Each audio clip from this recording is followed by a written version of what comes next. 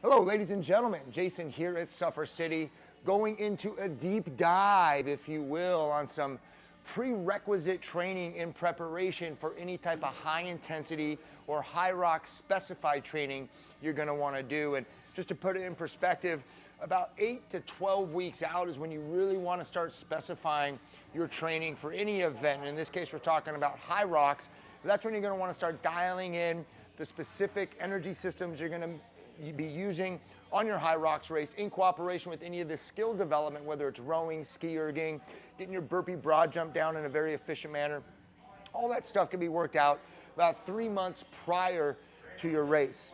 Now, what I'm talking about is building our base, our foundation, the fundamentals, sort of the prerequisite competencies that you're going to need to go into that higher intensity training phase leading into your race. And of course, this is the fundamentals that you're going to fall back on during your race. So if these fundamentals that I'm about to describe are not in place in your training program, especially as you go into your race on race day, you're going to have a tough time because your body is going to get pushed around, may even break down. And by putting these prerequisite core competencies in place, instead of breaking down, you're going to have the opportunity to break through. As I oftentimes say, you don't ever rise to the occasion, but you always fall back on your training. And so what I'm offering you here today is some outstanding training tools and concepts to get you going now to begin developing your base. So hey, what does that mean, developing our base? Well, there's a couple of different bases I'm going to talk about. We're going to talk about our strength base, both lower and upper extremity bases in terms of strength. And then, of course, our aerobic base. And we're also going to talk a little bit about the aerobic component, but mostly about our aerobic base and teaching our body how to get the engine online. So we're not just cardiovascularly and cardiopulmonary pushing energy around, but we're also getting those in capillary units, getting your air-gas exchange system firing at a very high rate so that when it does come time for race day, you've got the engine built to get you through the tough, arduous work that you're going to find on a Hyrox race. Because a big mistake a lot of us make is by watching a Hyrox race, maybe just running our first Hyrox race, and then realizing like, oh, I got to get better at the row, or I got to get better at lunging or wall balling or what have you. And then you just go to the gym and work on those specifics of that race. Listen, you've got to get back to the base, the fundamentals, because that's very similar to just wondering how you're going to ice your cake without knowing how to actually bake the cake with the flour, the sugar, and the right recipe. So before getting ahead of yourself and trying to perfect your wall ball shots or perfect any other of the specified events you're going to see on Hyrox, you've got to develop these core competencies, and you've got to do it to develop the consistency, which will develop your competency. And if you feel competent, or if you know you're competent going into these races, well, then your confidence is going to be sky high. So let's start with our lower extremity base development in terms of strength, because I'll tell you, this is a lower extremity dominant style of race. Your legs are going to be checked again and again and again through each and every rock zone just about. And if it's not your legs getting checked in the rock zone, they're going to be getting checked out of the rock zone as you're moving back into your run and your race pace. So working our lower extremity strength is absolutely critical. This is going to help you on not just your runs, but your sled push, your sled pull, your walking lunges, your wall balls, even your burpee broad jump, and your rows. All are dependent upon your good, strong lower extremities. So the first thing you want to do is get a check on exactly where your lower extremity strength is today. So go ahead and do a 1 rep max on your squat, your deadlift, as well as your front squat. Now these numbers that you score for your 1 rep maxes, we're going to use percentages of this number and couple that percentage with the rep value per set. And that's what's going to progress your strength over a period of time. Now, without this number, you're kind of just guessing what you should be lifting. And let me tell you, the chances are you could likely lift a little bit or a lot of bit more than you think you can. And for a lot of us who have a huge ego, think we can lift the world, well, you definitely need to 1 rep max, because the chances are you can't quite lift that much yet. But when you have this number, now you're playing with a deck of cards. You kind of understand where you're currently at, and if you ever want to get anywhere ahead of where you're at, then you need to know where you're starting. So that's what these 1 rep max values provide for you, is a good start point. And then again, we'll use these percentage values, couple that with your rep counts, and that's where we're going to get a quality training program to advance your strength to where it needs to be. Now, another thing to consider here is we're not aiming to completely max out your strength potential. Listen, your Hyrox races, your obstacle course races, they pull on all aspects of your fitness: strength, speed, endurance, range of motion, your ability to recover, coordination. There's so much that goes into this that if you max out any single value, you're going to experience a minimization of these other values. So we want to work our strength to a particular potential, but not at the sacrifice of our speed and our endurance, which are absolutely essential factors for going into your Hyrox race. Now, this goes similarly for my speed and endurance. I don't just want to run marathons or 10Ks leading into my Hyrox race so that I'm the fastest guy on the course, because by the time I get out of my first or second rock zone, my legs are going to be so fried that any speed I will have developed leading into that race is going to be null. It's not even going to be a factor because I won't be able to run. My legs will be so charred that getting up to that race pace that I want isn't going to be possible. So the idea then is to optimize your training to maximize your total race performance output.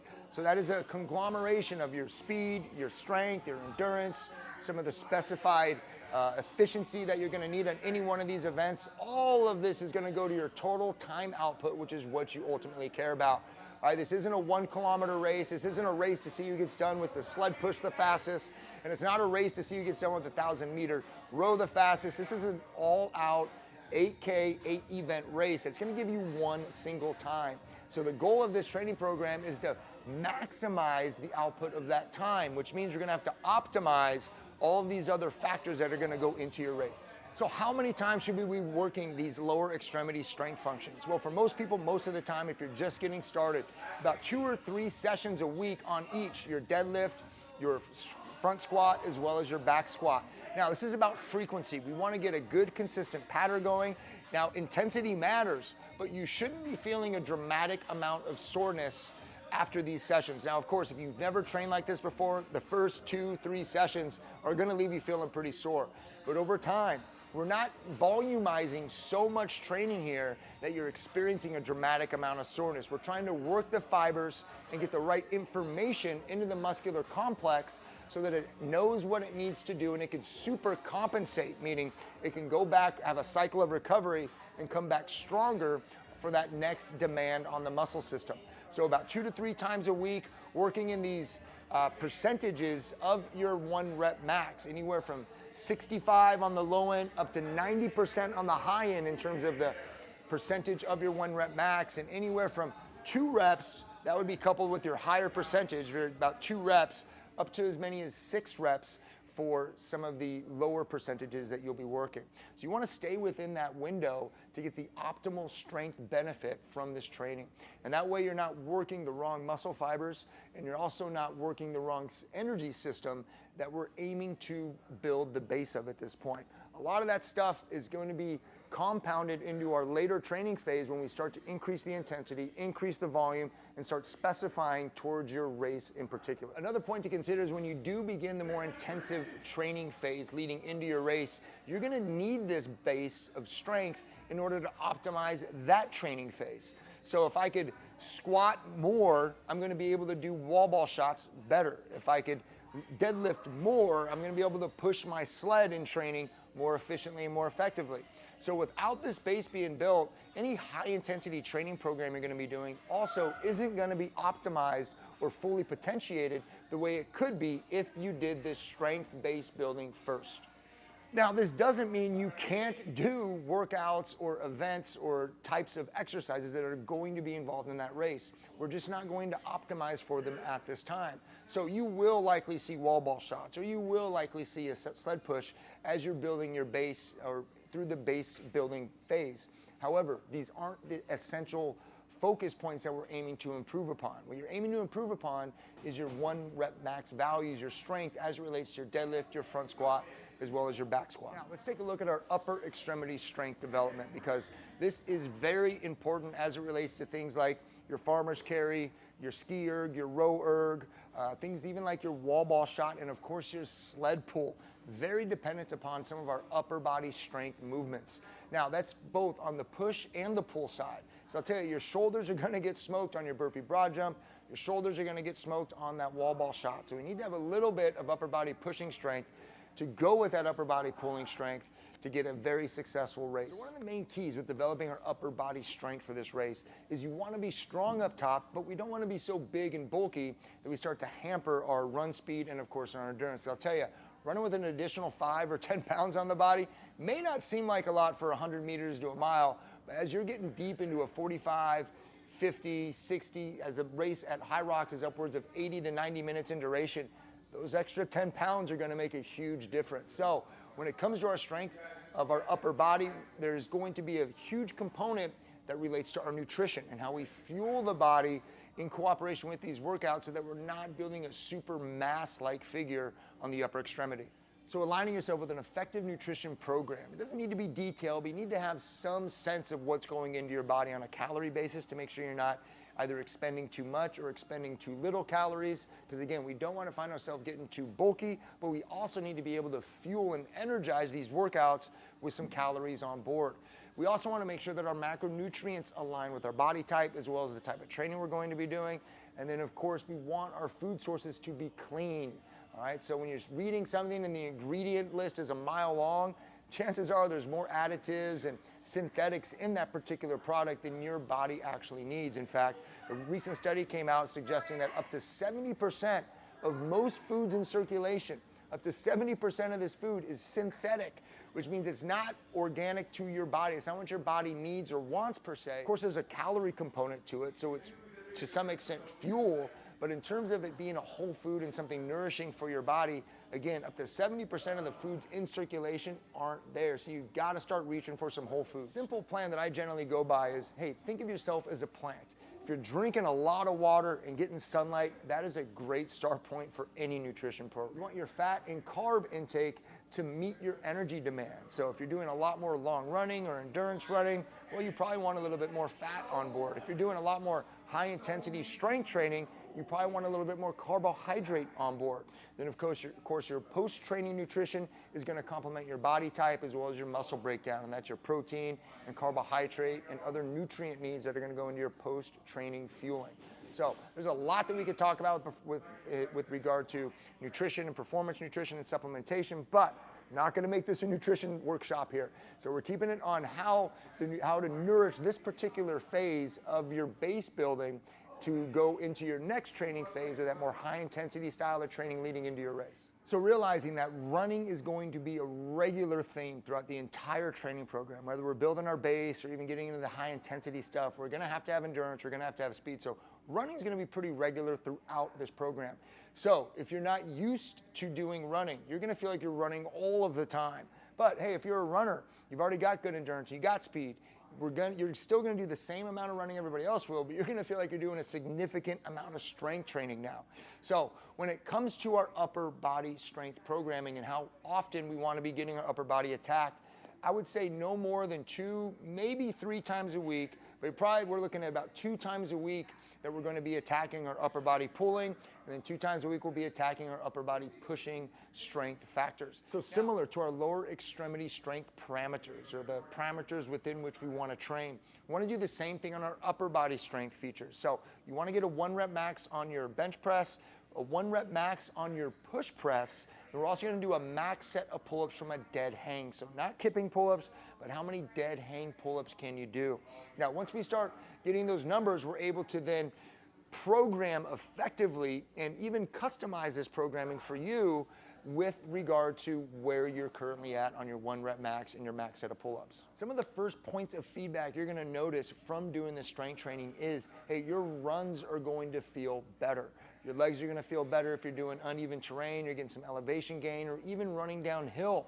You feel as though your legs got a little bit more strength and stability through them throughout the course of your run. You may feel a little bit more buoyant and bouncy through your stride, which is awesome. But the main point is you're getting this feedback from doing other things now, whether it's running or wall ball shooting or box jumping, progress in these other areas by, again, working these fundamentals of your base strength. So now let's take a look at our aerobic base building systems, right? This goes everything from our gastrointestinal system, our metabolic output, in cooperation with our cardiopulmonary system, our ability to ventilate, all the way down to the in-capillary units where we're exchanging gas out, bringing oxygen in. There's a lot of machinery involved in our aerobic base. Now I'll tell you, this is likely the #1 reason that I see people not hitting the marks they want to hit on race day. They have not developed the proper endurance systems to get themselves through that maybe 5th kilometer, through the 8th kilometer. Some people break down on their 3rd or 4th kilometer. All this is going to come down to how well you could move lactic acid throughout the body, how well you could exchange oxygen in for gas out. Now, this is a protracted process. It takes a long time to fully develop your endurance base. And if you haven't done endurance training, or you're not a distance runner in any way, shape, or form, it could be years before you fully develop your endurance system. As I mentioned before, there's a lot of different subsystems that come together to create this aerobic function of energy development. But the benefit to this being such a protracted and elongated process is once you've got this system in place, once your aerobic system is developed, hey, it stays developed for a long time. Much different than strength. If you get very, very strong and you don't train for 3 or 4 weeks, you're gonna lose that strength incredibly fast. But our endurance systems, if we've built them up, we could take some time off and we're not going to lose entirely. Now, you may lose speed, but in terms of your aerobic systems and your endurance, it stays with us for a very long time once it's developed. Now, because it takes a long time for us to develop this endurance in our aerobic system, you want to get started on this immediately. If you don't feel yourself having the endurance to run up to 50 minutes continuously, doesn't need to be fast, but if you cannot run 50 minutes continuously right now, whether it's at a trot pace or a jog pace, then this is something you need to get at immediately. All right, start working yourself up to the point at which you can run for 50 minutes without stopping. Hey, it may be challenging, but that's okay. It doesn't need to be fast. You just want to be able to get through 50 minutes of running. That's 50 minutes of running without stopping. What this is going to do, it's going to start turning your metabolism on and not just working through the sugar that's in your blood or your blood glucose. It's also going to break down and work through the glycogen in your muscles. It's going to start metabolizing fat and turning over these fat burning systems so you can start producing energy at a higher output rate. As mentioned, if that 50-minute run is beyond your reach right now, that's your first order of business. Start working yourself up to be able to run for 50 minutes. Now, once you've done that, we can start to take our distance down and our time duration back a little bit. A couple times throughout the week, work on your 5K and then your 10K. You want to start working those times down to where you begin to feel fast over a 5K and a 10K distance. So let's say we got our ability to run for those 50 minutes continuously. We got that locked in. Hey, we started knocking out our 5K or 10K runs. Now what do? Want to ensure that we're getting our one long run in throughout the course of the week, and we have 2, maybe 3 runs during the week where we're attacking our 5K and attacking that 10K while beginning to integrate some other variables, whether we find some hills nearby or we're able to mix something else into that run, some walking lunges, some other variables that are going to begin to impact our lower extremity a little bit more to begin building not just our endurance as it relates to running. This is our running strength endurance, which is what you're going to need for your Hyrox. This is because most people, most of the time, when they think about their running, they think about how fast they can run under perfect conditions, how fast they can run on a straightaway or within a mile, or they'll take their 1 mile run time and say, well, if I can run a mile in 8 minutes, I must be able to run 5 miles in 40 minutes, when we all know that is just not the case. So being able to program or actually train yourself through these 5 and 10K runs with some added stress on the lower extremities, that's going to further improve your ability on race day. Now, for your weekly running, what I encourage you to do, again, is to have some specified routes planned out that are for your 5K and for your 10K. And this way you could effectively monitor and track the time it takes you to complete these runs. And as you're starting to notice your times get shorter and shorter and shorter, that's awesome. Maybe it takes you 20 minutes to run your 5K during 1 week, and then the following week you're at 23 minutes. Don't let that ruin you, okay? It's absolutely okay. Your body's constantly going through this stress and recovery super compensation cycle, and so maybe your body's sort of in this recovery phase and you go out and run that 5K and it's slower than it was the week before. Have faith in the process, trust the process, because I guarantee you that next week or 2 5Ks down the road, you're gonna be blasting a PR or running well beyond the fastest time you have marked yet. That goes the same for your 10K, right? Don't get too caught up in a training session where you didn't hit the marks you thought you were going to hit, right? You're getting the work done right now. You're building your base, and that's what matters most. You're building the consistency. From consistency is going to come the competence, your ability to do what's required. And as soon as you know you've got the ability to do what's required, that's where true confidence takes place. So in cooperation with those predictable routes of your 5K and your 10K, we also want to ensure we're getting that long run in. And I generally encourage you to get your long run in over a trail, because that's going to provide you some of the dynamics that can impose the demands upon the lower extremity. Whether you're running uphill, downhill, the uneven terrain, all of these additional factors are going to improve the overall quality of your run. So having those factors involved in a single run is great, but hey, maybe you don't have access to a trail, and that's all right. Get out there, pound the pavement, find a park along the run, or maybe a bench so you can do step-ups on. Any way, shape, or form, you can integrate some of these additional challenges into your long run. Now, what am I talking about with a long run? Again, not really focused on distance right now. We want to just have time on our feet. So if you've already got through that 50-minute mark, you want to push out to 60 to 70 minutes. If you're beginning to get a sense of familiarity and you have confidence in your ability to run those 60 to 70 minutes, let's punch out to 90 minutes. Then eventually, you want to find yourself running at the point where you can do an hour and 40 minutes continuously. Again, this doesn't need to be fast, but what we're beginning to do at this range is really open up that 6th and that 7th gear, those higher gear systems that you're going to need come race day, because you are going to push your body to the limit. Every aspect, as we talked about, there's various aspects of your fitness that are being imposed upon during this Hyrox race. One of the most imposed upon demands is our endurance systems, right? Our ability to produce energy over a long duration of time. It's not easy to develop, as I said. It takes time, and it's also challenging. It's very simple in nature, because all you have to do is go out there and get your time on the feet. But the challenge comes in doing this consistently, and through, again, the consistency, you'll get the competency and the confidence that you need. Now, it's also worth noticing you can develop these aerobic systems by other means, through less impactful means. You could be on a cycle, you could be on a ski erg, you can do a row erg. There's various ways to work the aerobic systems, and I'm all for doing that, especially if you regularly experience discomfort while running or from high impact training. So if you're one who generally does experience discomfort or pain while running, then you could also take a look at your running mechanics, take a look at your foot strike, your gait, your posture, your breathing. All of these things are going to impact your running stride, and of course how impactful it is on your weight-bearing joints.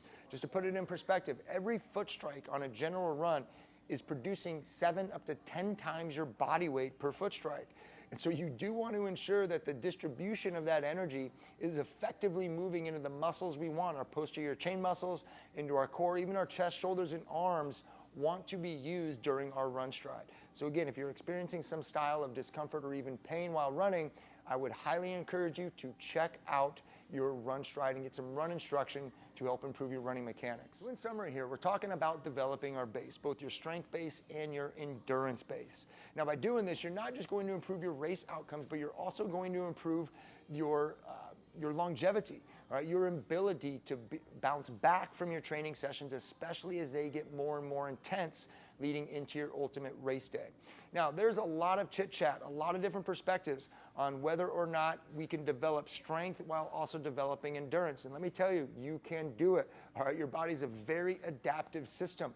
And it's so long as you're specifying per training session the particular strength or particular endurance function we're after, and giving our body the proper recovery time as well as nourishment in between these sessions, then yes, you can develop strength and endurance simultaneously throughout a single program. And once you begin to notice some of the progress you're making in this base building phase, you're going to be a believer. Once you start noticing your buoyancy and running a little bit more like a gazelle on some of the longer runs, or maybe you're lifting more weight than you've ever lifted through just a couple of different strength training sessions, you're going to become a believer. You're going to start trusting the process then. You're going to start to work into your higher intensity training phase with a greater foundation upon which to build. What else is great about having this specified approach to your training now is you're going to not be overtraining. You're applying yourself to a program that's actually designed for you, so you're not going to find yourself in this state of overtraining. You're not going to get burnout because you're having some diversity within your training, and again, you're noticing the progress, and as you notice this progress, it's going to build more confidence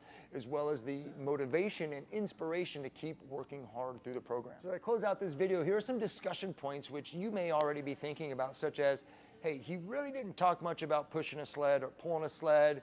He didn't really go too deep into wall ball shots, and I know I see those on the Hyrox course. Or what about that farmer's carry? Or, man, am I ever going to do a burpee broad jump in this program? Hey, as I mentioned, you're going to do all this stuff in increments, but you've got to develop your fundamentals, the base upon which you could begin doing those higher intensity and more specified features of your race. And as you develop this base, roughly 90 days out leading into your race is when we want to start turning up the heat, improving speed, improving skill, improving power output, improving how well you can push a sled or pull a sled, improving your wall ball technique to make it very efficient, improving your farmer's carry technique, and then of course developing a strategy for your race, both pre-race, during race, and then after your race. All of these things are absolutely important for the ongoing process that you want to have so you can continually improve your health, your fitness, and your overall results in the Hyrox race. So if all you do is go out of the gate and try to attack these higher skill and higher intensity features of the race, listen, you're going to find yourself risking injury. You're not going to recover as quickly from those sessions. You're not going to perform as well during those sessions. This base building phase is so fundamental to not just the enjoyment and the output, but also your aspirations and your continued dominance from race to race and training session to training session. Because when we do actually begin training for the Hyrox itself, you're going to be training beyond the demands of the Hyrox race.